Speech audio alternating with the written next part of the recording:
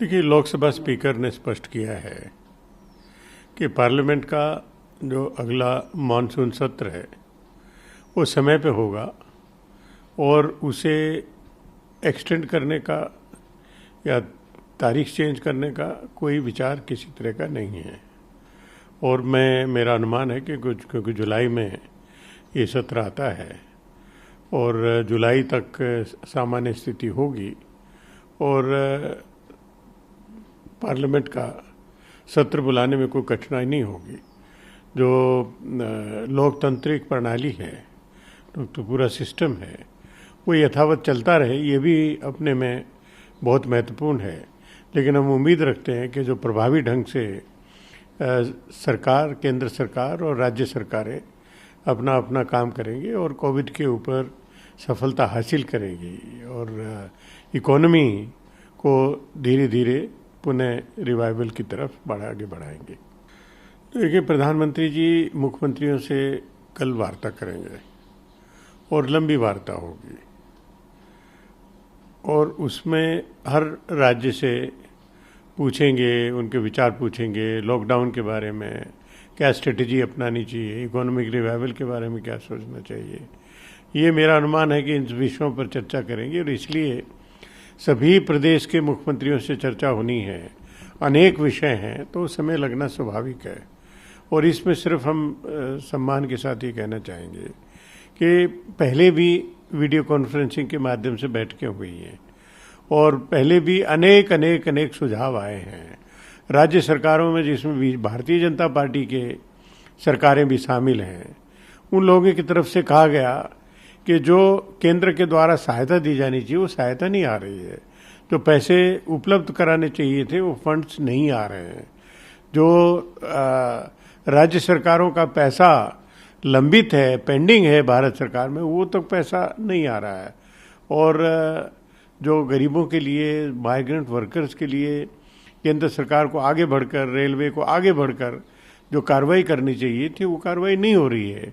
तो मैं समझता हूँ कि ये बैठक एक तरफा ना हो के प्रधानमंत्री जी स्वयं भी जो इश्यूज रेज करें उसका जवाब दें और बाकी से सुन के और वास्तव में उनके विचारों को ध्यान में रखते हुए आगे कार्रवाई करें।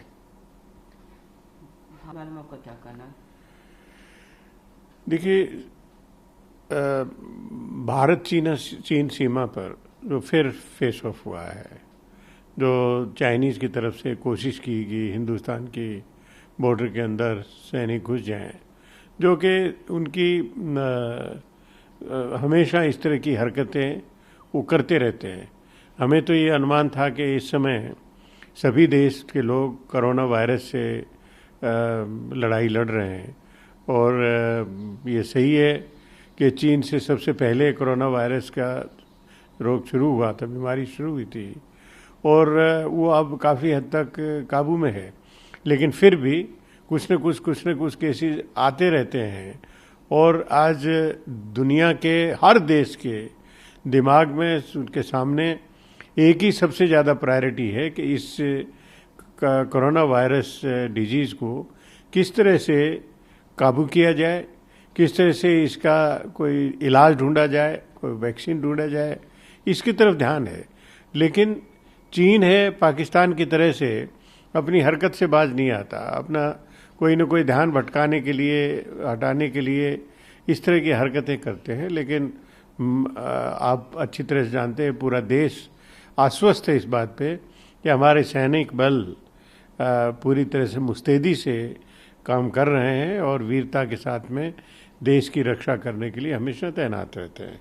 देखिए, दिल्ली सरकार ने वार्निंग दी है हॉस्पिटल्स को कि समय से जो सूचना है वो मिलनी चाहिए।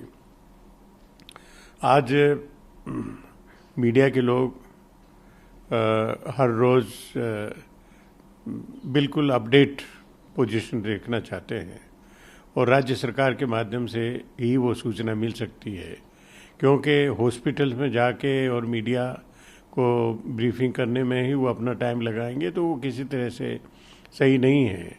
और राज्य सरकार ने चेतावनी दी है कि जो अगर हॉस्पिटल सूचना भेजने में विलम्ब करता है, गलत सूचना देता है, तो उनके खिलाफ कार्रवाई करेंगे।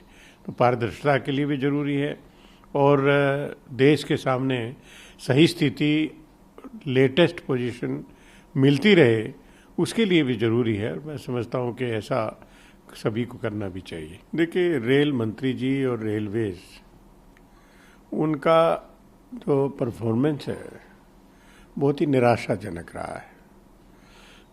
पैसा वसूली करने के बारे में उन्होंने कहा कि 85% रेलवे सब्सिडी दे रही है। ऐसा लग रहा था कि जैसे सामान्य किराए में से 85% किराया रेलवे दे रही है और 15% किराया राज्य सरकार है, बल्कि उसके पूरे तरह से विपरीत थी। ये गलत सूचना प्रसारित की गई। वास्तविकता ये है कि पूरा का पूरा किराया राज्य सरकारें दे और या फिर जो भी मजदूर जिनको ट्रेवल करना है उनसे वसूली की गई इन्होंने।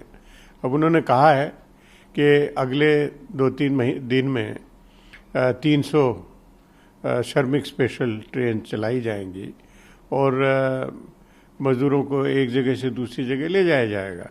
लेकिन जो प्रभावित लोग हैं, जो वेट कर रहे हैं जगह जगह पर, उसकी संख्या तो बहुत ज़्यादा है और मैं समझता हूँ कि 300 वो 10% भी नहीं है। बाकी के लिए क्या व्यवस्था है? लंबे स्तर पर पूरी प्लानिंग के साथ में इनको बात करनी चाहिए। अगले 3 दिन में क्या होगा सिर्फ ही बता के छोड़ देना, क्योंकि आज भी अनेक ऐसे लोग हैं, वो कहते हैं कि हमने 10 दिन पहले रजिस्टर नाम कराया था, रेलवे में भी दिया था और उनसे कहा गया कि हम आपको सूचना देंगे। जब सूचना नहीं मिली, वेट करते हफ्ते 10 दिन तक वेट किया, तो पैदल चल दिए हैं। तो इसके लिए जो रास्ते में दुर्घटनाएं हो रही हैं, एक्सीडेंट हो रहे हैं, मर रहे हैं, रेलवे के इस व्यवहार के कारण जो पैदल चल रहे हैं, तो उसके लिए तो रेलवे ही दोषी है ना। तो मैं समझता हूँ कि एक पर्सपेक्टिव प्लानिंग देनी चाहिए। लॉन्ग टर्म प्लानिंग के तहत जो भी जिनकी बुकिंग है, जो भी लोग बाहर फंसे हुए हैं, उनको ट्रेन चलाकर उनको अपने गंतव्य स्थान तक पहुंचाना चाहिए। देखिए, बंगाल में केंद्र सरकार और वेस्ट बंगाल सरकार के आपस में तनातनी चलती रहती है और गवर्नर और वहाँ की सरकार के बीच में भी तनातनी चलती रहती है। ये दुर्भाग्य की बात है। गवर्नर वहाँ के प्रशासन का एक मुखिया के रूप में है, उनके नाम से वहाँ सरकार चलती है और उनका अधिकार है कि एडवाइस दे सकें, कॉशन कर सकें, चेतावनी दे सकें, उनको परामर्श दे सकें, ये है।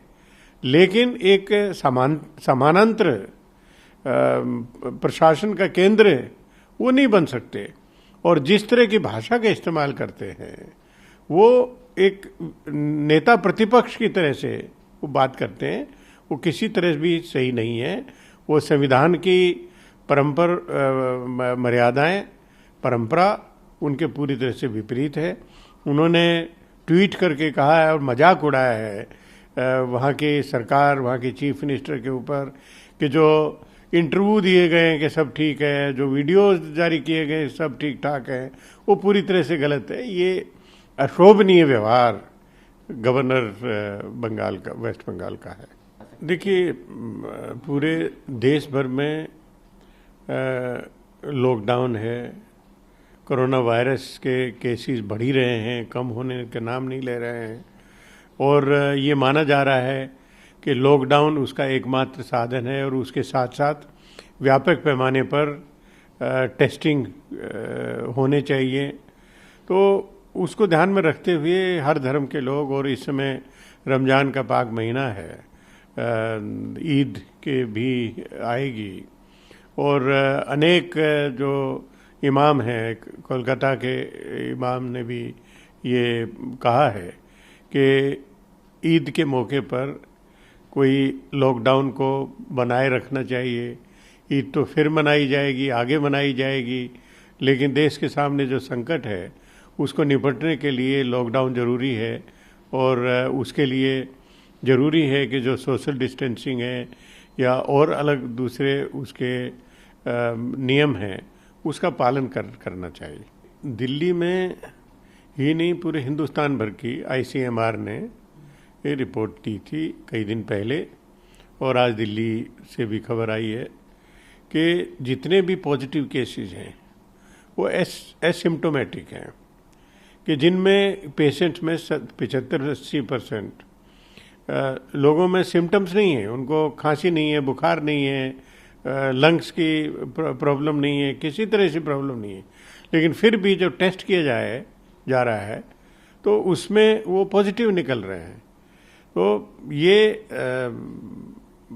इसको ध्यान में रखने के बावजूद अगर केंद्र सरकार और एम्स के डायरेक्टर से मैं सुन रहा था जो अहमदाबाद से बोल रहे थे कि हम जो सीरियस केसेस हैं केवल उनका टेस्ट करेंगे, बाकी का नहीं करेंगे, और उनको छुट्टी दे दी जाएगी, जल्दी छुट्टी दे दी जाएगी, तो मैं समझता हूँ कि कहीं ना कहीं कंट्राडिक्शन है।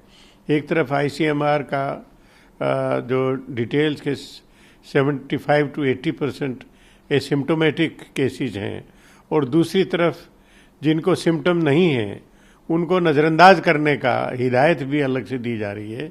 तो दोनों में तालमेल नहीं है किसी तरह का। दुर्भाग्यपूर्ण घटना हुई जो विशाखापट्टनम में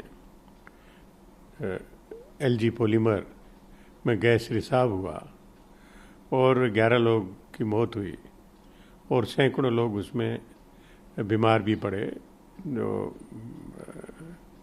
जहरीली गैस थी उसका प्रभाव से, और इस तरह के प्लांट और या उससे मिले जुले प्लांट, इस तरह से गैस लीक होने का खतरा ये हम पहले भी भुगत चुके हैं और आगे भी संभावना है। तो इसलिए जो क्राइसिस मैनेजमेंट जो टीम है MDMS, उनकी तरफ से गाइडलाइन जारी की हैं, और मैं समझता हूँ कि समय आ गया है कि इन चीज़ों की तरफ बहुत ज़्यादा एहतियात बरतने की आवश्यकता है, कि ताकि भविष्य में इस तरह की घटनाएं ना घटित हो सकें। तो हर राज्य को केंद्र सरकार के जो ओवरऑल इंस्ट्रक्शंस हैं उसको ध्यान में रखते हुए निर्णय लेना है, और आदेश राज्य सरकार को ही करना है। वो कोई ऐसा आदेश तो नहीं कर सकते जो कि केंद्र सरकार की जारी किए गए निर्देशों के विरोध में हो, लेकिन बाकी तो राज्य सरकार केंद्रीय और स्थानीय परिस्थितियों को ध्यान में रखते हुए ये क्लासिफिकेशन करती हैं, और कौन कौन से सर्विसेज को ऑपरेट किया जाने दिया जाएगा, खोला जाएगा, वो निर्णय वहाँ से लिया जाएगा। और तमिलनाडु सरकार ने उसी तरह का किया है बस।